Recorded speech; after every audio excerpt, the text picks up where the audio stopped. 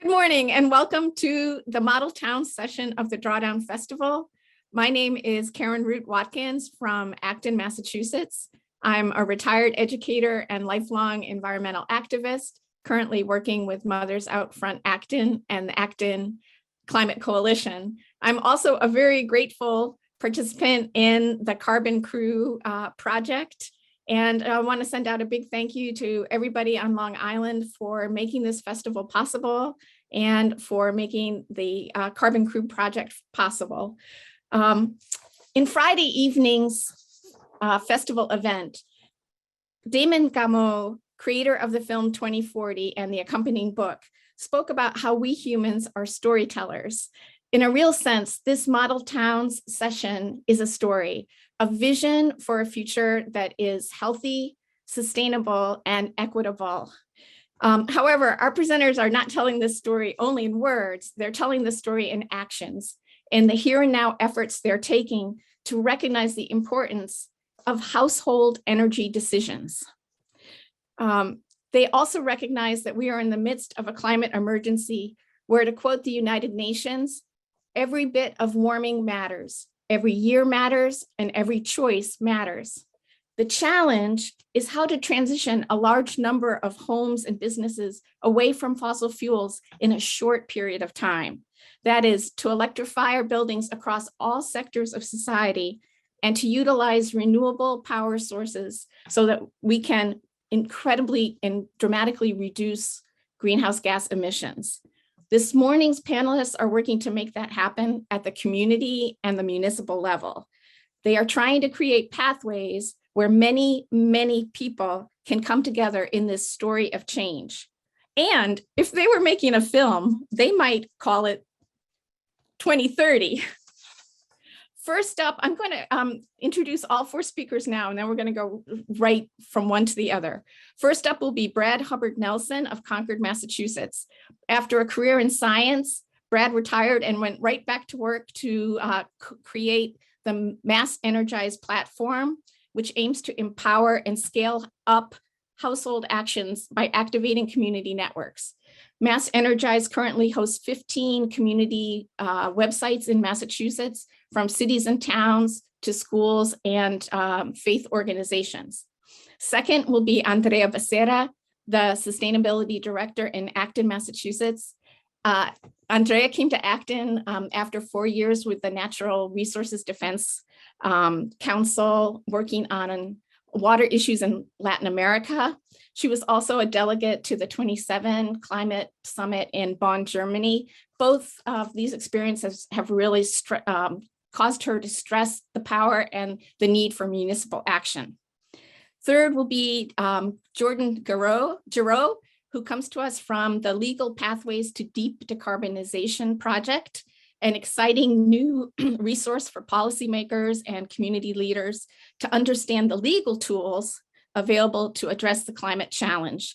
Before joining lpdd.org, Jordan worked for 5 years as staff attorney at the Pace Energy and Climate Center in New York, with experience promoting microgrids, distributed energy resources, and utility reform. Last, but definitely not least, we welcome Luis Aguirre-Torres, the Sustainability Director in Ithaca, New York.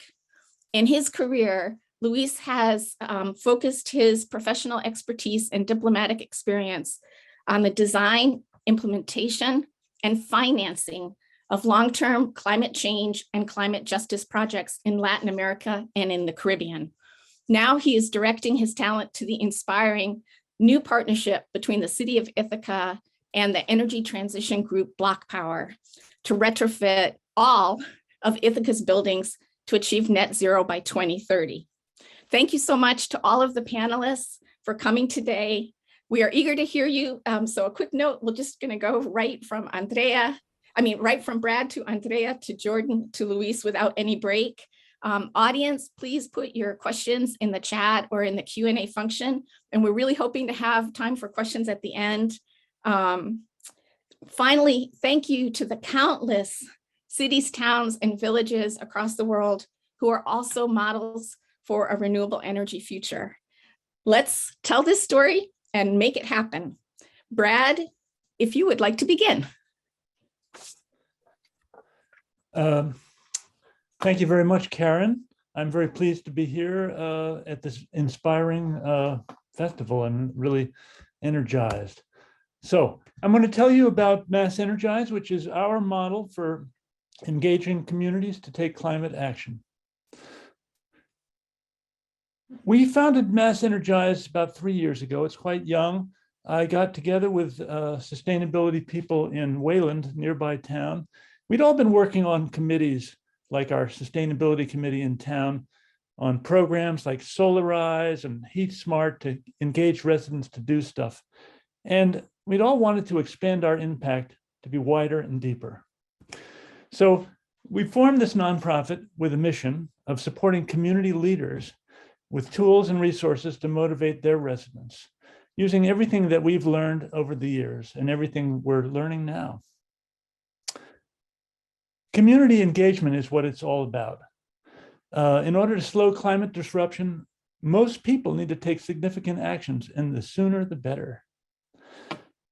However, most of our neighbors get this and they're willing, but they're not really taking action yet. We need policy, that's very important, but people do need to do stuff.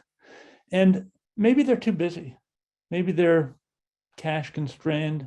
They don't know exactly what to do, or most probably they feel their actions really aren't significant. They're just a drop in the bucket, so they're not getting around to it. We think they need to be empowered with local support and teamwork to make this easier. People need to also see their impact and feel like together we're going to fill the bucket.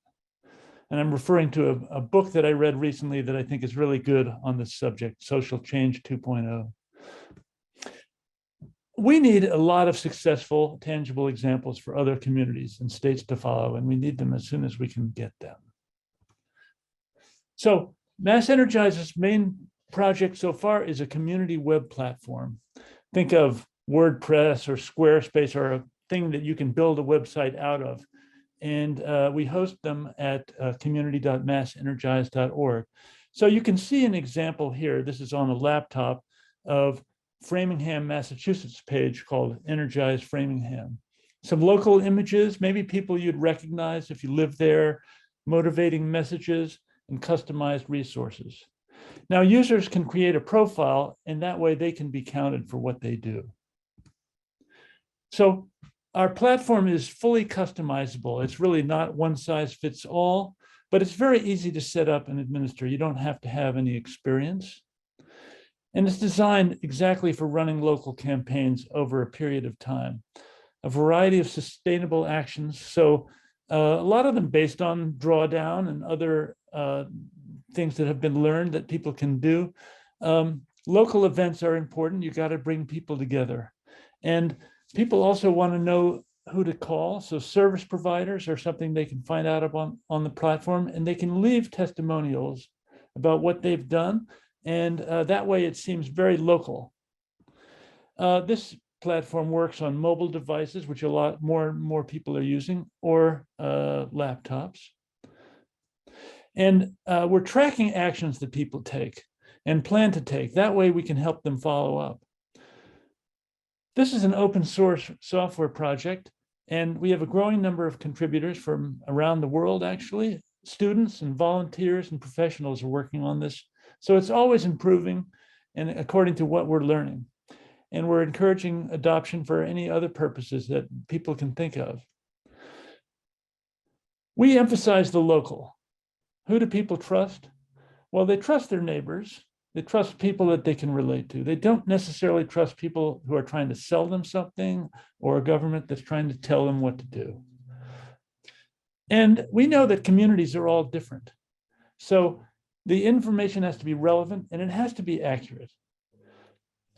Our platform is branded by the local community. Users never see Mass Energize. They see Energize Framingham in this case, and there's a simple URL that they can use to get there.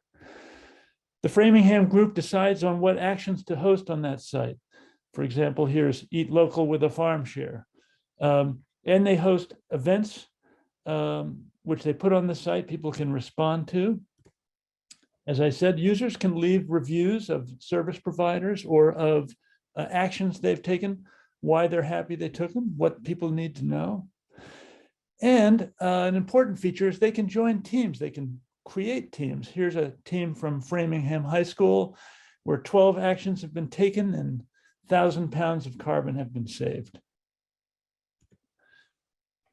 Here's another example from Acton, the town we've heard about where Andrea is from, who will speak next. And they have chosen 15 actions. They've done a really good job of setting the site up with nice graphics.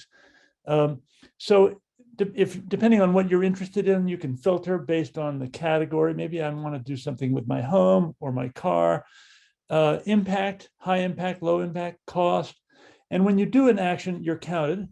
So my profile, I've done 11 actions and saved 13 tons of carbon, of CO2, that is. If I was to click on one of these cards, for example, the community power choice, it opens up a window with the edited information from that community, description of exactly what this means, steps to take that you can do in order to follow up and follow through on it, some testimonials that other people have left, and in some cases, a deeper dive about what you might want to know if you really dig into it. And this is a high impact action, low cost. So I could mark it as to do if I've done it. And if I do, I'm counted. So communities can see their impact in terms of how many households are taking action. This is from Energize Wayland, where the other founders are from. 562 households are involved there to have taken 2,000 actions.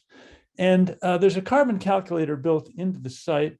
So we estimated in this case that almost 12,000 trees effectively have been planted. You can show it in different ways. Users can look in and see how many actions have been taken in different categories. There's home energy is a big bar, solar. In some cases, we are showing data from state databases, and in the darker orange is actions that have been recorded on the platform. So we started with just a few communities. We have about 20 communities that are involved. Some of them are just getting started right now. And a community could be a city or a town. That could be a grassroots group, or it could be a municipal committee or whatever you want. It could be a religious organization. So in Massachusetts, we have the Jewish Climate Action Network, where the congregations are teams on the platform. It could be a school. We have a partner organization called Cooler Communities that uses our platform in school systems, engaging kids to engage their parents. We are trying to support environmental justice in underserved communities to the best that we can. That's very important to bring everyone along. And we have a goal of getting to many more communities in the future. But I have to say that our first focus this year is really to deepen engagement in the communities that we're in. We're trying to improve our site, adding things like nudges and other motivational things to get people to come back and do more. We found that networking our community groups is really important because this is hard work.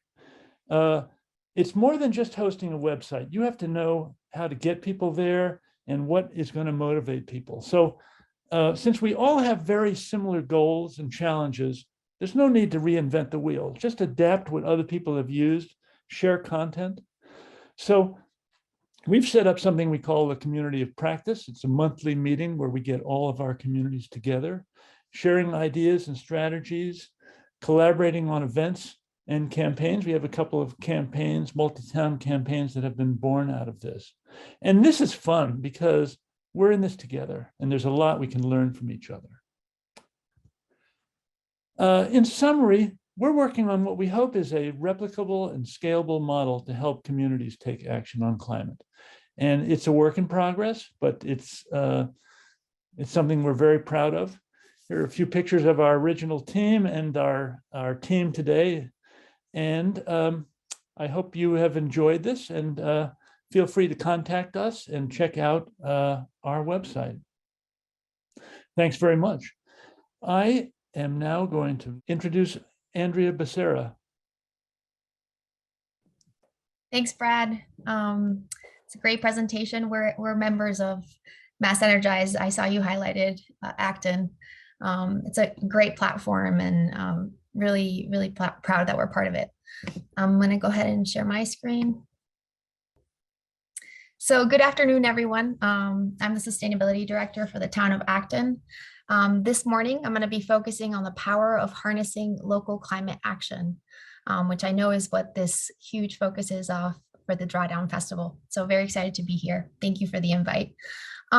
Before starting this role, I had the opportunity to work closely with municipal governments in Latin America. And it's really there where I got to witness the power of working at the local level, and was inspired by it. I saw how people who were working at this local level were really invested in their community. And I think it's really partly due to the fact that you're witnessing day to day, either like the hardships that people are facing, or even the impact of your solutions, like the positive impact of initiatives or solutions. So because I was inspired by that, I started looking for jobs at this local level and found this opening at the town of Acton. So I started almost exactly 1 year ago. And in this time, I've come to appreciate local government even more. So today I really want to focus on how critical this level of government is and provide some specific examples of this in climate action. But before I dive into Acton, I just want to hone in on the theme of local action in the global context. So many of you may recognize the Paris Agreement, which is a global agreement that aims to achieve climate neutrality in the world by mid-century. So this agreement was seen as an enormous success because 196 countries signed it in 2015. And it's not easy for so many countries to agree on one thing, but they were able to agree on the importance to address this critical global issue. Many of you may also know that the US pulled out 2 years later. We are now back in, but in that time that the US was no longer party to the agreement, over 400 local governments in the US, representing more than 70 million people, stepped up to declare that they were still in and committed to addressing climate change. And I think this really demonstrated the power of what it means to act locally in an issue that really knows no borders. And local communities in the US really have a lot to contribute because in the US, we emit a lot of carbon. So we really have a big responsibility to act. And while we are now back in the Paris Agreement, this moment in history really highlighted the important role that local governments have in supporting their community's commitment to address this issue. Because for 3 or 4 years, it was really the state and local governments that really pushed forward action on climate. So Acton is a suburb of Boston with a population of nearly 24,000 people. We have environmental justice populations shown in yellow in the map, where over 40% of the population is comprised of minorities. And about 27% of our population is made up of renters, which is quite high for a suburb of Massachusetts. Acton has an incredibly passionate and engaged community, which is one of the reasons why I really love working here. They are consistently pushing for more action on climate and sustainability in general. Since 2010, Acton, together with the Acton-Boxborough Regional School District, has received nearly $1.6 million from the Massachusetts Department of Energy Resources in Green Communities grants. This funding has enabled us to decrease our energy consumption by over 30%. So this is a quick snippet of what's happened in the last decade, but I really want to focus on this climate emergency declaration. So you'll see images on the left-hand side of folks showing their support for the emergency declaration, which passed at a special town meeting on September 8th, 2020. And the specific part I want to focus on is pasted here on the PowerPoint, so I'm going to read it. And this is what really sets the stage for the work for the town of Acton. So be it further resolved that the members of Acton Town Meeting call on town government and staff and all Acton civic groups, businesses, and residents to commit to a climate mobilization effort with appropriate support from the state and federal governments to bring net town-wide carbon emissions to zero as quickly as possible with a target date of 2030. So the state goal in Massachusetts is net zero by 2050. So in Acton, we've set a really ambitious target due to this climate emergency declaration that was led by residents in town. It's important to highlight the equity elements of this declaration. So in the declaration, it states that we need to ensure that the cost of such mobilization efforts do not unfairly burden those who are economic or socially disadvantaged, and that the benefits of a realized sustainable future accrue to all. So where are our emissions and how do we reach net zero? So like in many communities, most of our emissions come from our transportation and our buildings. Our per capita emissions are 10.2 metric tons per capita. And to give you a sense, in the US, it's about 15.5, and the global average is about 4.8. Again, showing the importance of addressing emissions here in the US and the impact it can have globally. And stationary there, just so you know, is buildings. It's just showing the difference between commercial and residential. But essentially, you'll see nearly half is transportation and nearly half is buildings. So we just recently published our Climate Action Plan Blueprint, and we'll be finalizing the Climate Action Plan in May. But this blueprint has a list of over 50 strategies for reaching net zero by 2030. I'm not going to go through 50 strategies with you today. I'm just going to focus on a few strategies in our buildings and our transportation, given that those are the bulk of our emissions. And I also chose these because I think they are perfect strategies for implementing at the local level and then scaling more broadly. And really taking advantage of Acton as like a testing site or our local governments as testing sites. Before I dive in, I do want to note that at last year's town meeting, 2 warrant articles were passed, which would require new buildings and major rehab projects around Acton to use clean energy rather than fossil fuel systems. And this move is currently pending approval from the state legislature, so we can't actually legally implement it yet. But I just want to point that out because policy is such an important piece of the puzzle. But right now I'm going to be focusing more on the voluntary actions we can take. So the town of Acton and the Boxborough Regional School District, Acton Boxborough Regional School District, received funding from the state to develop an electrification roadmap, which is an analysis of priorities and action steps for the electrification of 7 key existing public buildings owned by the town and schools. And these are our biggest energy consuming buildings. And so the goal of this study is to, of course, support local efforts to electrify, but also for this to serve as an example for other communities taking on the challenge. So where solar is feasible, because we have some historical buildings that cannot have solar, we will be looking at it. So we'll be looking at triple electrification where it makes sense. So that's energy efficiency, electrification of heating and cooling, and also renewable energy, in this case, solar. And then in the places where we can't have solar, we'll be looking at supporting it through other local renewable energy options, especially options like purchasing clean energy through our Acton Power Choice aggregation program. And actually, most of our buildings are currently powered with 100% renewable energy from the Acton Power Choice program, except for these 3 buildings, which are on a contract that expired in 2014 with a separate energy supplier. So at the very top is our net zero fire station, which is about to open its doors. And there's also the net zero Douglas Gates Elementary School, which is going to open its doors in the fall. And both of these buildings are powered by ground source, or are heated and cooled with ground source heat pumps. So very exciting that we get to see this technology live. The other one I want to highlight is in the middle of the screen is large scale ground source heat pump adoption. So basically this technology is taking entire neighborhoods and using existing natural gas piping infrastructure and replacing it with ground source heat pumps.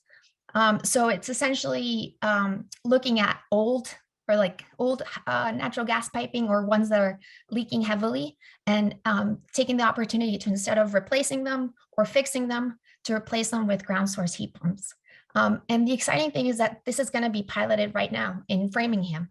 So we're keeping a close eye on these pilots and seeing how we can scale them more broadly. And seeing if Acton can also serve as an example for these pilots as well. The other exciting technology is actually, I'll just really quickly touch on Abode. So Abode is another service that we provide in town. This is a no-cost service for residents and businesses who want to voluntarily electrify their buildings. So if you want an air source heat pump or a ground source heat pump, but don't know where to start, Abode is a no-cost free consultation service that people can call to get free quote comparisons or get connected to a vetted contractor. And the goal of this is to make sure that electrification is as successful at its highest quality and at lowest cost possible for people who want to voluntarily do it. And then finally, I want to focus on two exciting transportation solutions that we'll be exploring. So we just published an RFP, or we're about to publish an RFP seeking new solutions to fill our transportation gaps within town. So one of the ones that is really exciting is microtransit. So the way microtransit works is it's basically like a really amazing Uber share. So it works with a van, and it's essentially demand response service. So folks download an app or they call the microtransit service and they get picked up, and the software automatically updates based on like shortest route and where people are calling in, so that it's an efficient pickup system. And it also works to support people with disabilities. So it can pick them up at the door if they can't walk to a specific pickup location. And this type of transportation is really perfect for a place like Acton that has a lot of sprawl, but also has the benefit of having an incredible rail system connection to the greater Boston area. But we really need to fill those last mile gap connections. And this is a great way of providing greater access, greater equity to transportation, and also reducing the dependence on vehicles. And finally, the other one is Good to Go, which is an EV car sharing program. And so there's a few models of this being deployed around the US. And one really exciting model is right here in Boston. So we're looking to see if we could deploy something similar in Acton in multifamily residences where there's a lot of people and potentially a big need for a vehicle. So it basically is a very low cost way to rent an EV vehicle. And there can be an income tiered approach based on your level of income. And essentially it's a good way of either testing out an EV or not having to purchase a second vehicle or purchase a vehicle at all. So these are some of the exciting, really brief snippet of solutions that I think can be piloted at the local level and scaled more broadly once we see the success. Thank you so much, and I'll stay tuned for questions at the end. I'm passing it on now to Jordan. Thank you so much. I am with the Legal Pathways to Deep Decarbonization project. We are a project that was organized by Columbia Law School and Widener University Law School. And in lieu of slides, I'm going to walk you through our website because what we've developed is intended to be a web resource that is free, available to all, and really the best of our thinking all ends up here after peer review. So this model law project started with the question of what would the United States need to do to decarbonize 80% by 2050, which was the target we were basing our technical analysis off of a few years ago. I know some folks are moving that a little forward, but I think that the gist of our work all translates regardless. We got support from 59 expert authors to produce this book in 2019, Legal Pathways to Deep Decarbonization in the United States. And we broke down the universe of all the different sectors of society that might need to decarbonize onto 35 different pathways. Our pathways look like buildings and industry, transportation, electricity, fuel, carbon capture and negative emissions, and of course, lots of non-carbon dioxide climate pollutants. We can't go into all of these pathways today. You'll see there's 8 mega pathways that you see off the home screen, and we break it down into 312 different sub pathways once we start looking into real individual policies. And I'm just going to try to highlight some of what I think are the most exciting policies that we're seeing come up at the local level. So real quick before I do that, what we do as a project is we've identified over 1,000 different recommendations here in this book for legal pathways that you could move forward. And then we set up a team of pro bono lawyers and reached out all across the legal community. We're working with over 24 different law firms to help draft model laws that actually correspond to all of these proposals. So these are model laws that our team ourselves have drafted. They are littered throughout the database at large. And the database at large really tries to take our model work as well as what we think is best in class models from other think tanks, from actual municipalities that are putting these forward, actual states, folks who are actually petitioning the federal government on these issues. So, so I'm going to highlight a few options that I think are exciting at the local level to do with buildings, to do with transportation, and of course to do with renewable energy, because those are the things people are most interested about. And if you're more curious about other areas of our work, you can get into forestry and agriculture and food waste, and we have resources on all of that that we hope you'll come and visit us to learn more about. So on existing buildings, or I'm sorry, on new buildings, one of the hot topics that you see coming across the transom is natural gas bans in new buildings. This took off like wildfire a few years ago in California, and folks who are following the news will see that New York City recently passed a gas ban. It has had trouble catching on outside of the outside of California until recently. California did a really good job of giving their municipalities the legal architecture to move forward on this. But for example, in Brookline, Massachusetts, they pushed a gas ban a couple of years ago that was rejected by the state's attorney general because they didn't have authority under state law. Turns out Massachusetts really wanted their municipalities to have this capacity. So in 2021, they passed a law that effectively removed that hurdle for Massachusetts communities. So we're hopeful that we're going to see, and you see we've highlighted that law here. As you go through the website, you can click through, read a little bit more about each of these models, and then find the actual legislative language below.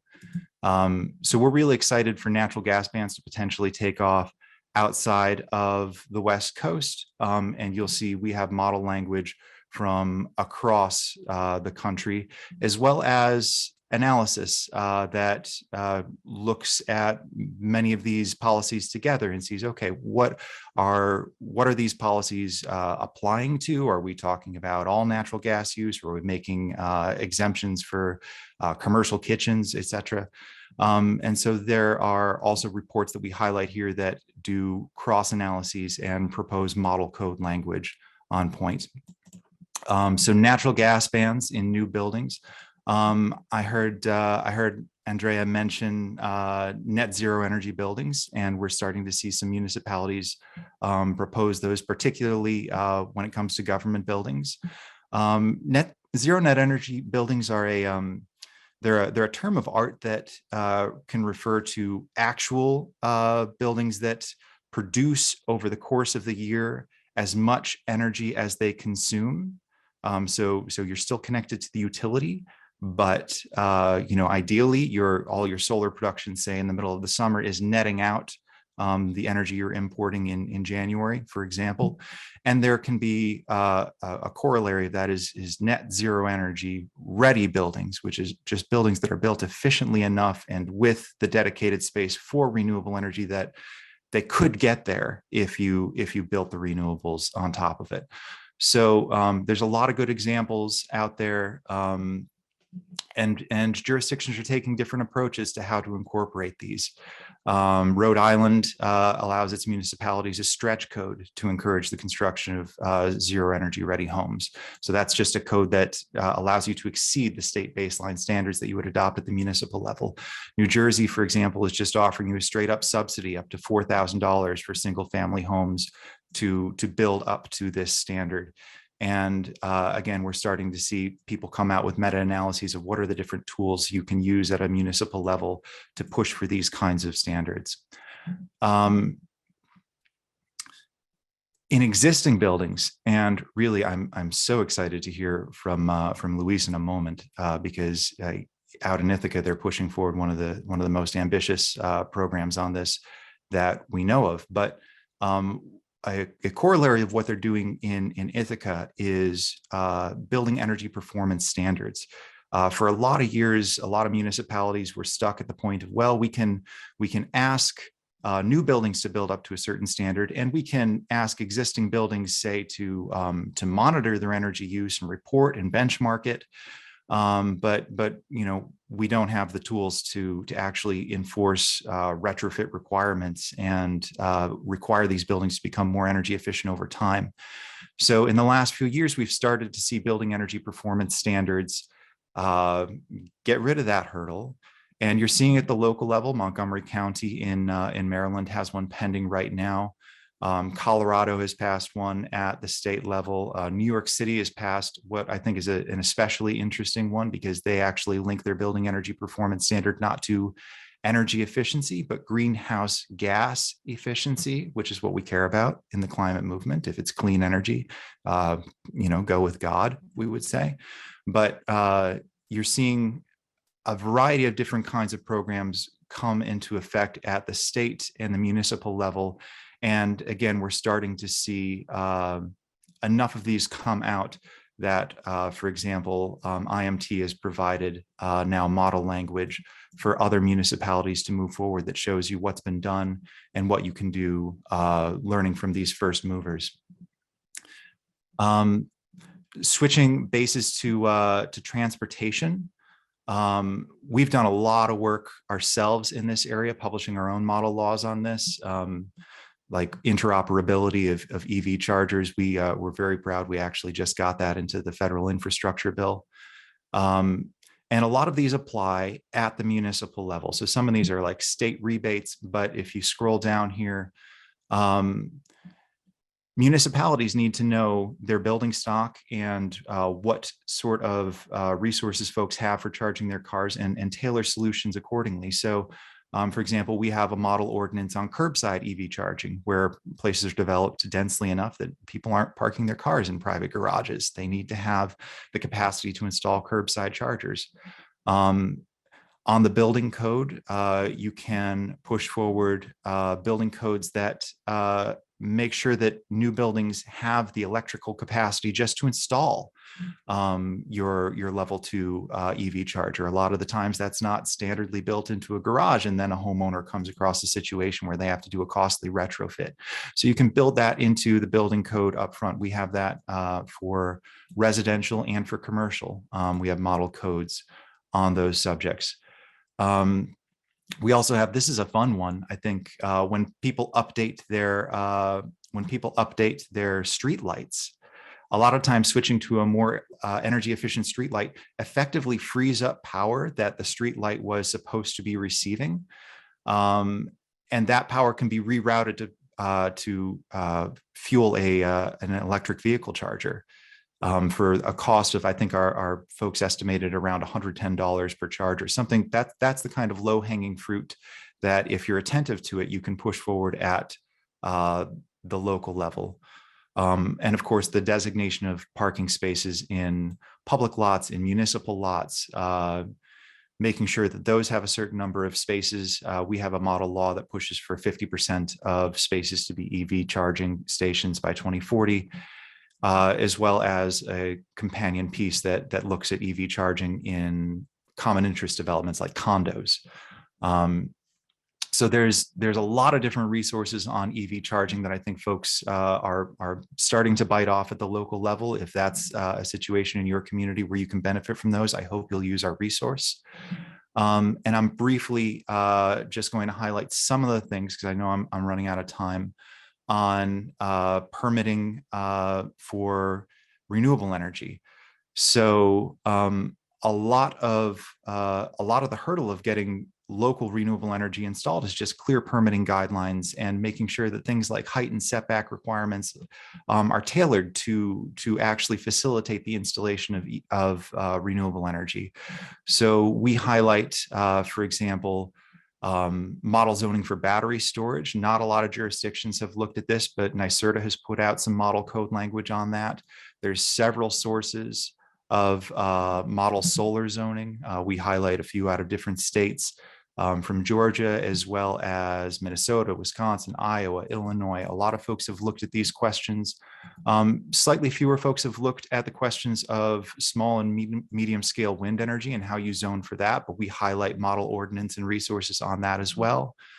And so that kind of completes the sweep, the tour de force of a few different resources just on those high level issues of buildings and transportation and renewable energy. And you can start to get a feel for our resource and what we might be able to provide for you if you're interested in an area of decarbonization. You don't quite know if there's model code out there that can suit you yet.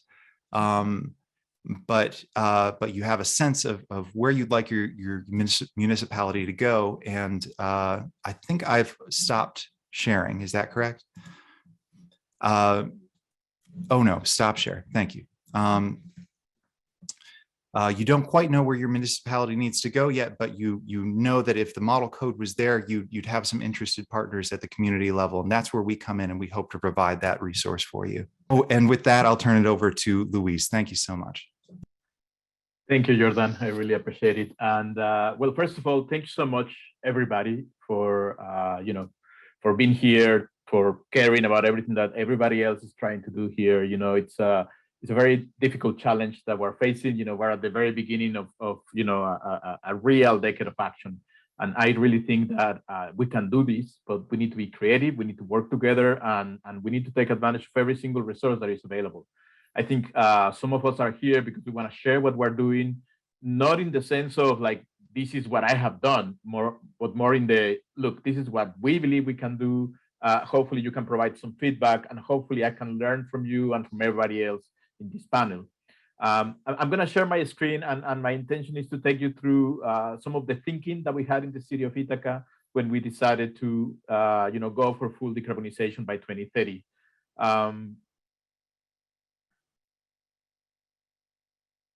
Okay. Karen, can you see my screen? Can you give me thumbs up? Okay, perfect. So very quickly, I am the Director of Sustainability for the City of Ithaca. I joined the city in April 2021 after spending some time in Latin America, also working for the US government in different projects. When I joined the City of Ithaca because in 2019, the City Common Council approved the Ithaca Green New Deal, which is really the way the city was hoping to answer the call and join the fight against climate change. 2019 was a complicated year. Everybody knows what happened after that, and that basically delayed everything that the city wanted to do. And it was not really until 2021 when we decided to retake this effort. However, having set the deadline for 2030, when we had a conversation in April, the City Common Council and the mayor, they decided that, this is urgent. We need to keep that deadline. So we need to figure out how to actually achieve community-wide carbon neutrality by 2030. So it was difficult, and I need to mention this. The very first time that the mayor and the City Common Council approached me asking, like, do you think this is doable? My answer was no. My answer was, this is crazy. Everybody's going for 2050 for a reason. But then, at the same time, I was thinking, but, it is definitely worth trying. This is the only way we're going to make a dent against climate change. So what that means is, if we are to achieve 100% carbon neutrality, we need to look at, what we have in the city. So we have about 400,000 metric tons of CO2, just a bit less than 100,000 vehicles going at it at the same time, we can say. And, our economy is very simple. So about 40% of our emissions come from buildings, and in buildings, mostly from space heating. Some of it comes from water heating and other sources, but the reality is that in buildings, from energy use to heat something, that's about 40% of the emissions in the city. In transportation, we have mostly from passenger vehicles, but also we have medium duty and heavy duty vehicles, and then other off-road vehicles. Then about 15% of our emissions come from the electric grid, and then about 5% come from other sources such as waste. So looking at these and looking at the type of economy that we have, we figured that, instead of going sector by sector, we could try to implement a cross-cutting strategy that would actually be based on 4 different elements. One of them is energy efficiency. Just by implementing energy efficiency measures across every aspect of the economy, we believe that we can reduce about 30% of our emissions. By implementing decarbonization strategies, we believe, and I'll get into in a second into what this actually means in terms of implementation, but about 20% of our emissions could go if we were to try to decarbonize the electric grid or heavy duty vehicles. And then to electrify everything. I believe that in general terms, if we look at the global energy stock, I don't know, probably 60% can be electrified. The rest will have to rely on low carbon fuels. In the case of Ithaca, it's about 85% of our economic activity that can be fully electrified. But that leaves us with the need to incorporate carbon capture and sequestration technologies. And we are looking at this right now only with urban forests. However, we believe that in probably 4 to 5 years, we're going to have direct air carbon capture, for example, as a more mature technology, and we might be able to rely on that. But this is interesting. But what happens when we look at it in at the ground level? What does that actually mean when we are trying to implement this? Well, what it means, if we are doing energy efficiency for buildings, it means thermal efficiency. It means that every appliance inside the building has to be efficient. But for the most part, we're trying to make our buildings as thermally efficient as possible. Also, in terms of waste, it just means to incorporate a circular economic model that will redefine the concept of material and organic waste. It also means that we need to reduce the number of miles that people will travel as a single passenger on a single vehicle, and we need to implement, microtransit alternatives such as scooters or bicycles, etc. In terms of electrification, what it means is, we need to replace furnaces, we need to replace water heaters, cooktops, clothes dryers, and then here's the interesting part. We need to think about the economic benefits of co-deploying some technologies. If we look at some of the studies that NREL has performed in the last couple of years, we can see that there are real economic benefits from co-deploying solar panels with heat pumps, and then solar panels with EV charging infrastructure. So when we look at all of these, we think, okay, this is probably doable. And then in terms of decarbonization, what we need to do is to reduce the dependency on the electric grid. We need to have our buildings producing as much energy as possible, either as a rooftop implementation of solar panels, or we could actually do that on off-site community solar basis. We're also looking at real opportunities to deploy energy storage on every single commercial building and some residential buildings in the city. We're looking at our wastewater treatment plant because we believe we found a way of producing carbon neutral hydrogen by at the same time we are sequestering carbon through biomass gasification of organic waste. We're also looking at ways of electrifying and combining with hydrogen our transit and refuse trucks. And then for carbon capture and sequestration, as I mentioned before, we're looking at, for example, producing biochar through biomass gasification and producing hydrogen as a byproduct. And we are hoping that we'll be able to test some other technologies along the way. But this is impossible to do if we don't have a lens of equity. We need to look at this from a climate justice point of view, and we need to do it, based on a plan, on a climate action plan that serves as a blueprint to make sure that we're doing the right thing. Also, by talking to the community at the same time that we are trying to define these plans, because they have to be part of the solution, part of the implementation. We need to also look at this in terms of the necessary workforce that we need for this, and in terms of what we will do to the infrastructure, because the moment we electrify the city, the distribution grid is going to have issues to contend with. And then we need to imagine what the future looks like. And this is terribly important, because when we did the calculation of how much it's going to cost to electrify the entire city, we saw that it's about $2 billion, mostly because of everything that needs to be replaced, because of the waste that needs to be managed, because of the effect on the infrastructure, the effect on the workforce, and the effect that it will have in the way we manage energy in the city. So right now, we believe that it's going to cost the city of Ithaca about $2 billion to execute this plan in the next 10 years. And what that means is we need to get creative in terms of finance as well. We saw, there were different ways in which we could implement this. We could try to implement just some of it, but it will take us about, just 25% reduction.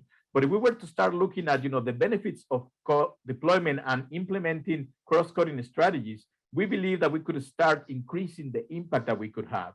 But at the end of the day, we need to do all of this for everything that happens in the city in order to achieve 100% reduction.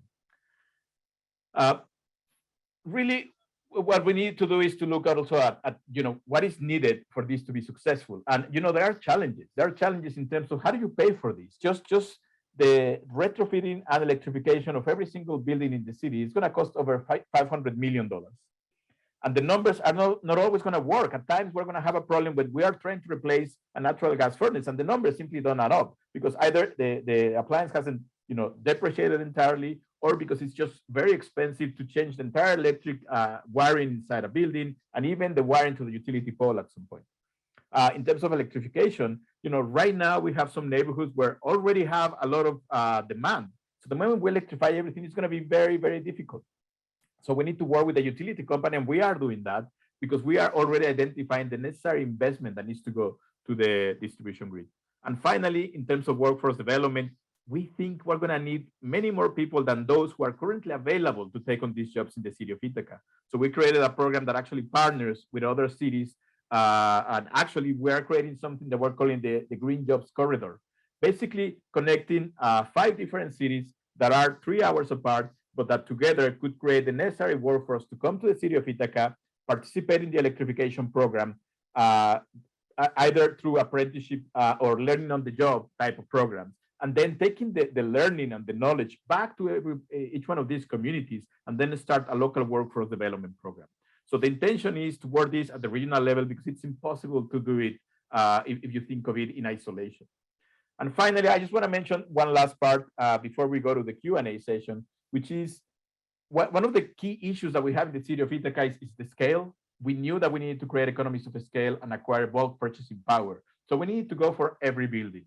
We're also looking at the economic benefits of co-deployment, and we're also looking at increasing economic sophistication and reducing fragmentation in the industry. And what that means is more options and better different ways of identifying the different elements in the industry that need to come together, and then take advantage of private capital that can be used and can be manipulated to reduce its actual cost. And then by implementing risk mitigating measures, we can actually do this and make use or unlock private financial flows while de-risking that capital with the help of the state and the federal government. So this is probably, we could talk about this for days, but I'm going to stop for now. And I am the last speaker in this panel. So I believe that now we'll move on to the to the question and answer part of the panel. Yes, thank you so much to everybody. Technically, we have about 3 minutes for questions and answers. I'm not sure if the folks organizing this will give us a few more minutes, but one question that came up that I would direct first to Luis and then also to Andrea is, how did you get town government to be on board with this? Like, how did you get the finance committees to feel comfortable with this? And how even thinking about liability at the town level? Luis, could you speak to that first? Sure.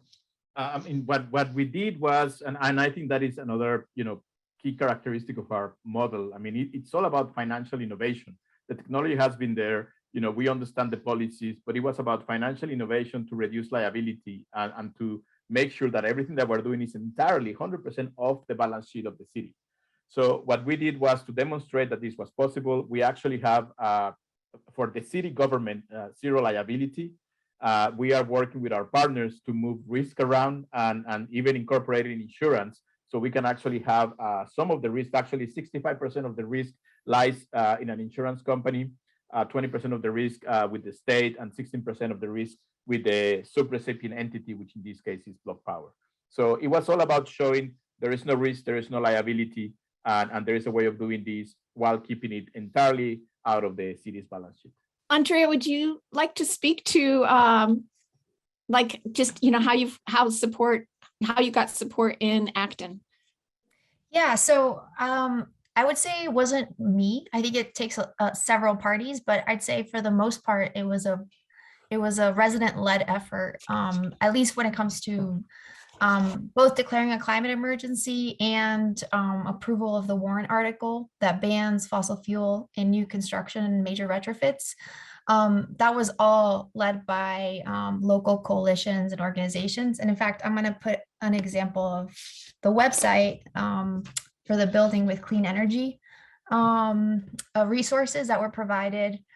It includes all the FAQs on what it means for what this warrant article would mean for Acton.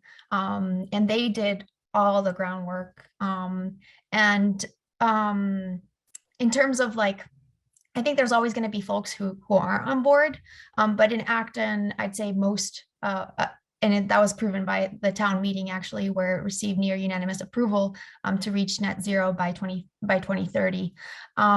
So there's such a big mass of people who support this work in Acton that we are really honing in on those folks who are really supportive of this work. Brad, a number of people are wondering if they could get access to the software that Mass Energize uses in order to adapt to their area. Can you comment on that? Yes. As I mentioned, it's an open source project, so we're it's not a big secret how to get at software. We've talked about it. We're probably not able to support communities in other places right now, but an idea we've come up with is if another nonprofit, let's say in New York, decided, hey, that's a model we'd like to try, that would be a nice collaboration because we can continue to support communities around us. I invite people to think about how they might use it. And Jordan, a question for you actually is my question. Partly because Acton has some real limits on its electrical grid. And I just wondered if you could mention any successful legal efforts that have happened to address the flexibility of the electrical grid and encourage a stronger working relationship with the utilities in order to make the grid more sustainable and more able to handle the electrification that's coming.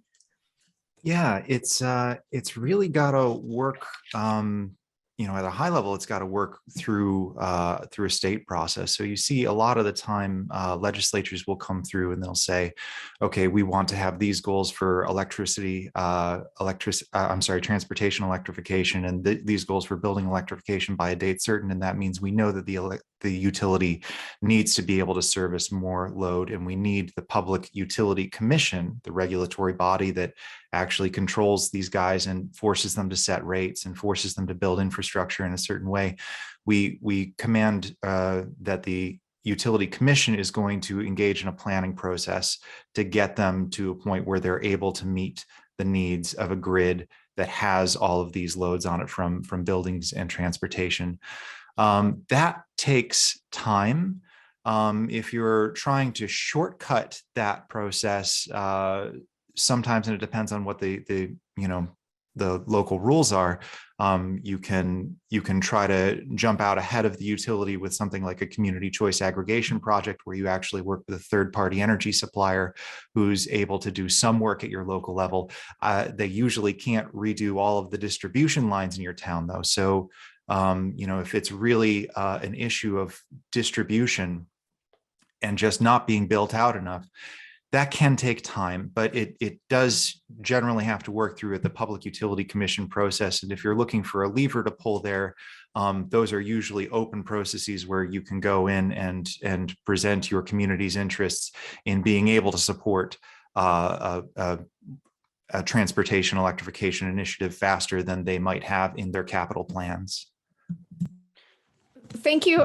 I want to thank everybody on the panel. This is really amazing. I feel like we're just dipping our toes in the water, and maybe there'll be a future conference on each one of these presentations.